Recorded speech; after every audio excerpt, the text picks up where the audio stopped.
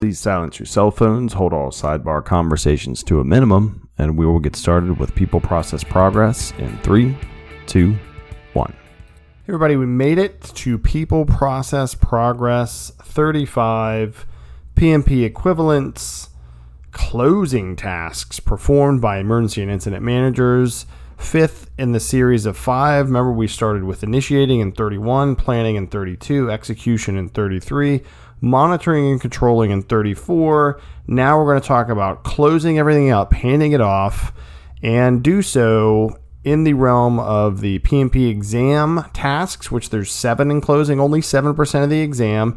Remember, that's the exam. I'm going to touch on real life because that's what we do.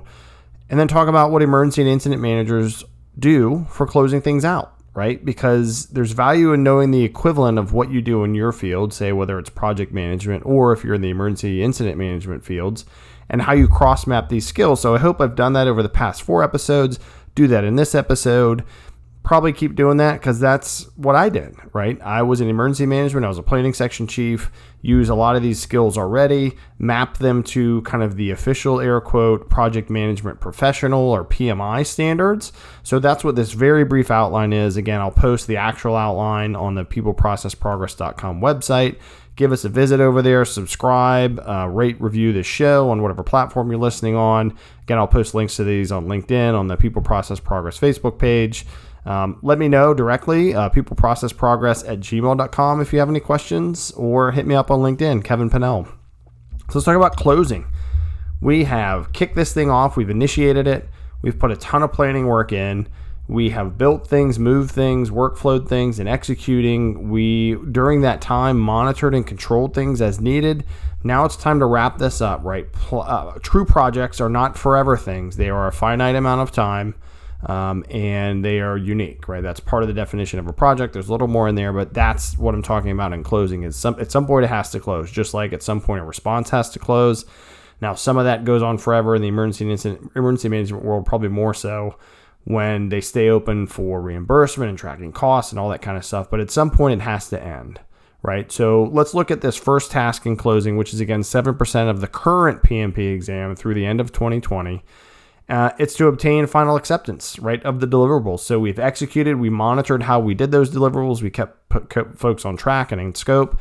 Now what we need to do is get sign off, right? So we have gotten things tested. We've gotten our testers and QA folks to sign off.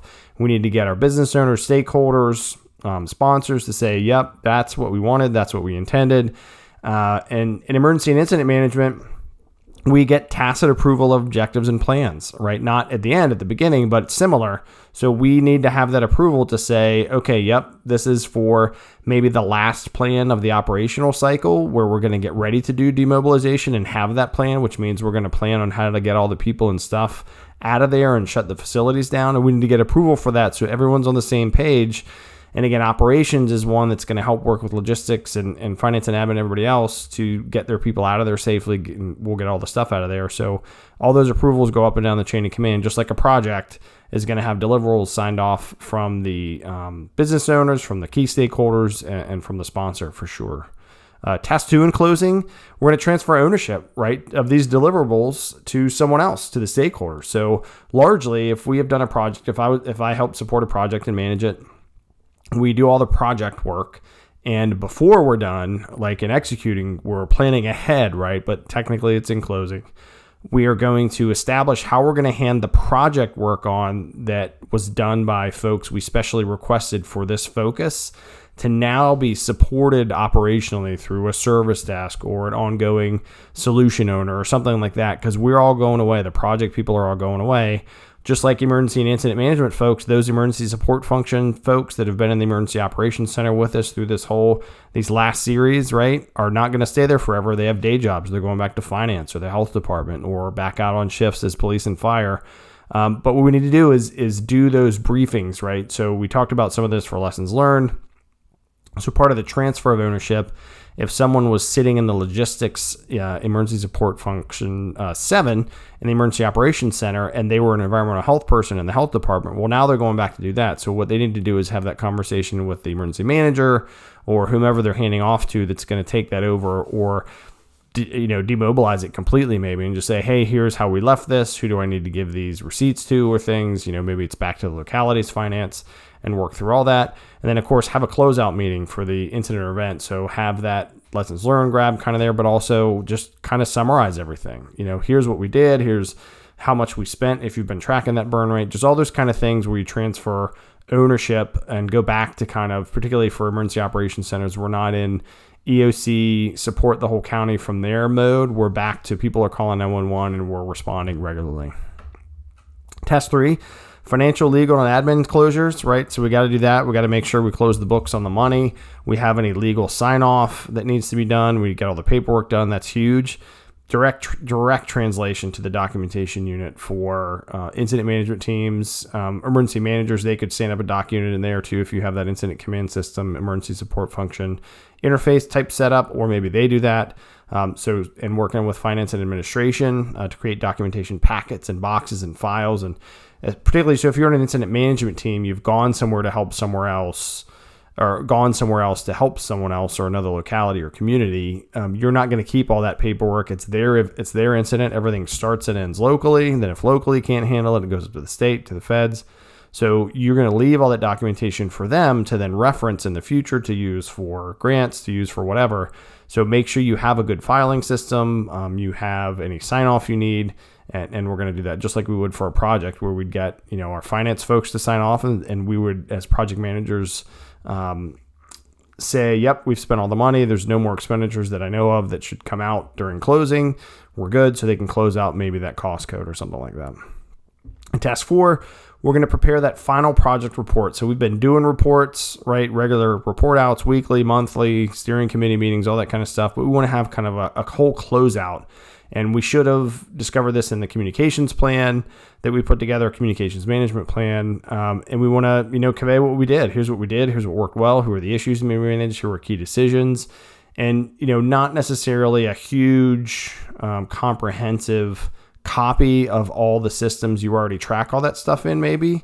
But a good summary, I would say, project report that gives, almost like a closing version of a charter, right? It's not a full project management plan, but it's enough to let people know what was accomplished.